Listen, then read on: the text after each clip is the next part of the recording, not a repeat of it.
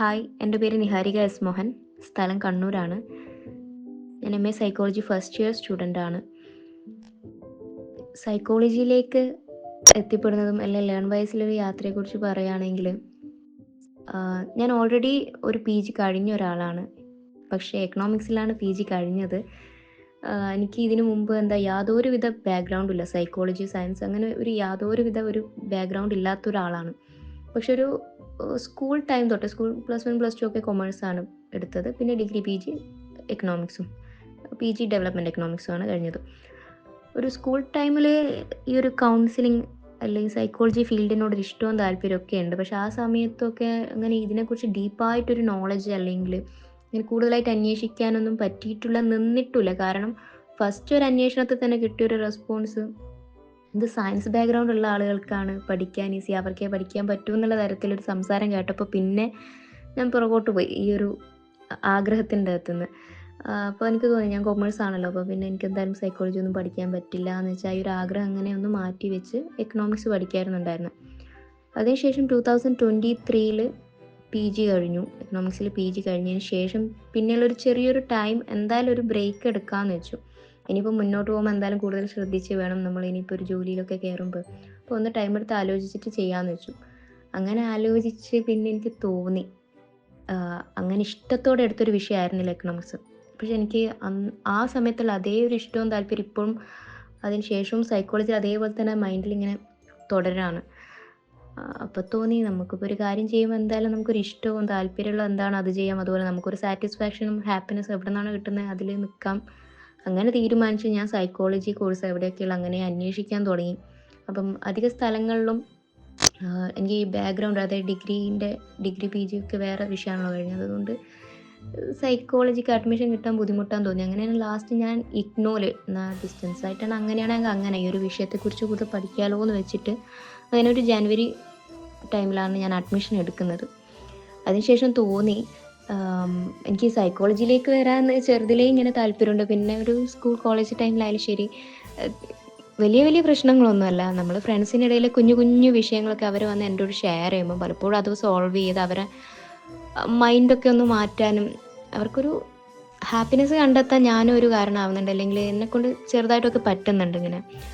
അപ്പോൾ അതൊക്കെ കൊണ്ട് തന്നെ എനിക്ക് തോന്നി എന്തായാലും ഈ ഒരു ഫീൽഡ് എനിക്ക് പറ്റുമായിരിക്കും എന്ന്, കൗൺസിലിങ്ങിനൊക്കെ എനിക്ക് പറ്റുമായിരിക്കും എന്ന് ഇങ്ങനെ തോന്നി. അപ്പോൾ അതൊക്കെ കൊണ്ടാണ് സൈക്കോളജി എന്ത് തന്നെയാലും ഇതന്നെ പഠിക്കാമെന്ന് തീരുമാനിച്ച് മുന്നോട്ടേക്ക് ഞാൻ പോയത്. അപ്പോൾ ജോയിൻ ചെയ്തതിന് ശേഷം പിന്നെ തോന്നി ഇതുമായിട്ട് അങ്ങനെ ഒരു പരിചയം ഇല്ലാത്തൊരു വിഷയമാണ്. അപ്പോൾ പിന്നെ എനിക്ക് ഒറ്റയ്ക്ക്, അതും ഡിസ്റ്റൻസ് ആയിട്ട് പഠിക്കുകയാണ്, നമ്മൾ റെഗുലർ ക്ലാസ്സിൽ. അപ്പോൾ ഒറ്റയ്ക്ക് എത്രത്തോളം പറ്റും എന്നുള്ള കാര്യത്തിലൊരു സംശയം തോന്നാൻ തുടങ്ങി. പ്രത്യേകിച്ച് ഡിസ്റ്റൻസൊക്കെ ആകുമ്പോൾ നമ്മളൊന്ന് ഉഴപ്പാനൊക്കെ തുടങ്ങുമല്ലോ. നമ്മളങ്ങനെ ശ്രദ്ധിക്കാൻ ഇതിനൊന്നും ആരുമില്ല, നമ്മൾ പോയി എക്സാം എഴുതും, അത്രയല്ലേ ഉള്ളൂ. അപ്പോൾ പിന്നെ തോന്നി ഈ ഒരു രീതിയിൽ പഠിക്കാൻ തുടങ്ങിയാൽ ഞാൻ എവിടെ എത്തലുണ്ടാവില്ല. അതുകൊണ്ട് എന്തായാലും ഒരു കോച്ചിങ് പോലെ എവിടെയെങ്കിലും ആയിട്ട് ഒന്ന് അഡ്മിഷൻ എടുക്കാമെന്ന്. അങ്ങനെ യൂട്യൂബിൽ സോഷ്യൽ മീഡിയയിലൊക്കെ ഇങ്ങനെ കുറേ ലേൺ വൈസിൻ്റെ ഞാൻ പരസ്യങ്ങളും അതിലൊരു സാറിൻ്റെ ക്ലാസ്സുകളൊക്കെ കുറേയൊക്കെ കണ്ടു. അപ്പോൾ പിന്നെ കൂടുതലിങ്ങനെ വീഡിയോസും കാര്യമൊക്കെ അങ്ങനെ കണ്ട് ആണ് ഞാൻ ലേൺ വൈസിനെ കുറിച്ചിട്ട് അറിയുന്നത്. കുറേ ആളുകൾ നല്ല റിവ്യൂ അങ്ങനെയൊക്കെ കണ്ടു. പിന്നെ അത് ഇങ്ങനെ കൂടുതലായിട്ടൊന്നും ആലോചിക്കാൻ നിന്നില്ല. വേറെയും കുറേ സ്ഥാപനങ്ങളുടെയൊക്കെ ആഡൊക്കെ കണ്ടിട്ടുണ്ടായിരുന്നു. പക്ഷെ എന്താണെന്നറിയില്ല, എന്തോ ലേൺ വൈസിൽ ജോയിൻ ചെയ്യാമെന്ന് മനസ്സിങ്ങനെ പറഞ്ഞു. ഞാൻ അധികം ആലോചിക്കാണ്ട് പെട്ടെന്ന് തന്നെ ലേൺ വൈസിൽ ജോയിൻ ചെയ്യാണ് ചെയ്തിട്ടുണ്ടായിരുന്നത്. അതിനുശേഷം ഇങ്ങോട്ടുള്ള ഒരു യാത്രയിൽ എന്ന് പറയുകയാണെങ്കിൽ അങ്ങനെ നമ്മൾ ശ്രദ്ധിക്കാൻ ഒരു മെൻറ്ററൊക്കെ ഉണ്ടല്ലോ. അപ്പം അങ്ങനെ ഒരാളുള്ളത് കൊണ്ട് ഇടയ്ക്കിടെ എവിടം വരെ എത്തി, എന്തൊക്കെയായി പഠിച്ചിട്ട് എന്തെങ്കിലും സംശയം അങ്ങനെയൊക്കെ ഒരാൾ ചോദിക്കുകയുണ്ടാകുമ്പോൾ നമ്മളും കുറച്ചുകൂടെ സീരിയസ് ആയിട്ട് അതിനെ കാണും. മറ്റേത് ആരും നമ്മൾ മൈൻഡ് ചെയ്യാനില്ല എന്നുള്ളൊരു ഇതിലായിരിക്കുമല്ലോ നമ്മൾ ഉണ്ടാവുക. അപ്പോൾ ഒരാൾ നമ്മളെ ശ്രദ്ധിക്കാനുണ്ട് എന്നുള്ളത് കൊണ്ട് തന്നെ കുറച്ചുകൂടെ ഒരു സീരിയസ് ആയിട്ട് കാണുക, പഠനത്തിനും സീരിയസ് ആയിട്ട് കാണുക. അതെന്തുകൊണ്ട് നന്നായി എന്നാണ് എനിക്ക് തോന്നുന്നത്. അങ്ങനെ ഒരു അഡ്മിഷൻ എടുത്തത്, ജോയിൻ ചെയ്തത് എന്തുകൊണ്ട് നന്നായി എന്നാണ് തോന്നുന്നത്.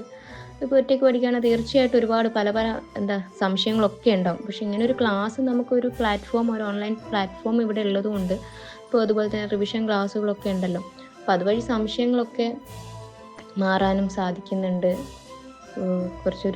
എന്നെ സംബന്ധിച്ച് പറയുകയാണെങ്കിൽ കുറച്ചൊരു ഡിഫിക്കൽട്ടായിട്ടുള്ളൊരു സബ്ജക്റ്റാണ്. കാരണം ഇതുവരെ പഠിക്കാത്തതാണല്ലോ. പക്ഷേ അതിനോടുള്ളൊരു താല്പര്യത്തിൻ്റെ പുറത്ത് പഠിക്കുന്നതാണ്. ഒറ്റയ്ക്ക് എന്നെക്കൊണ്ട് സാധിക്കില്ല എന്ന് പിന്നീട് എനിക്ക് ടെസ്റ്റൊക്കെ കിട്ടിയപ്പോൾ മനസ്സിലായി. അപ്പോൾ ഇപ്പറം ഒരു സപ്പോർട്ടിനൊരു പ്ലാറ്റ്ഫോം ഉള്ളത് കൊണ്ട് കുഴപ്പമില്ലാണ്ട് ഇങ്ങനെ പോകുന്നുണ്ട്. അതുപോലെ തന്നെ മെൻ്ററുടെ ഭാഗത്തു നിന്നായാലും കറക്റ്റായിട്ട് വിവരങ്ങൾ അറിയിക്കുക, അന്വേഷിക്കുക. അപ്പോൾ ഒരു സപ്പോർട്ട് എന്തുകൊണ്ടും ഉള്ളത് നന്നായി. ഇതിൽ ജോയിൻ ചെയ്തത് നന്നായി എന്നാണ് എനിക്ക് പലപ്പോഴായിട്ട് തോന്നിയിട്ടുള്ളത്. ഞാൻ ഇപ്പം മറ്റുള്ളവരായാലും ഞാൻ പറയാറുണ്ട്, ഫ്രണ്ട്സിനൊക്കെ കാണുമ്പോഴൊക്കെ ഞാൻ പറയാറുണ്ട്. പിന്നെ നല്ലൊരു സപ്പോർട്ടാണ് ലേൺ വൈസിൻ്റെ ഭാഗത്തു നിന്നായാലും. പിന്നെ ഇപ്പോൾ എക്സാമിൻ്റെ ടൈമൊക്കെ ആയി. എക്സാമിൻ്റെ ടൈമൊക്കെ ആകുമ്പോൾ എന്തായാലും ഒരു ടെൻഷനൊക്കെ നമുക്ക് വരുമല്ലോ. അപ്പോൾ അത് ടെൻഷനൊക്കെ നമുക്കൊന്ന് കുറയ്ക്കാനായാലും ശരി, നമുക്കൊരു എക്സ്പീരിയൻസിന് വേണ്ടിയിട്ടായാലും ശരി, ലേൺ വൈസിൻ്റെ ഭാഗത്തു നിന്ന് പലതരം കാര്യങ്ങൾ നമുക്ക് പ്രൊവൈഡ് ചെയ്യുന്നുണ്ട്. ആ ഒരു വഴിയിലൂടെ പോവുകയാണെങ്കിൽ കുറച്ചുകൂടി നമുക്ക് ഈസി ആയിട്ട് മുന്നോട്ട് പോകാൻ സാധിക്കും എന്ന് തന്നെയാണ് വിചാരിക്കുന്നത്. അപ്പോൾ ലേൺ വൈസിനും നിങ്ങളുടെ ഭാഗത്തുനിന്നുള്ള സപ്പോർട്ടിനും ഒരു നന്ദി അറിയിക്കുകയാണ് ഈ ഒരു അവസരത്തിൽ.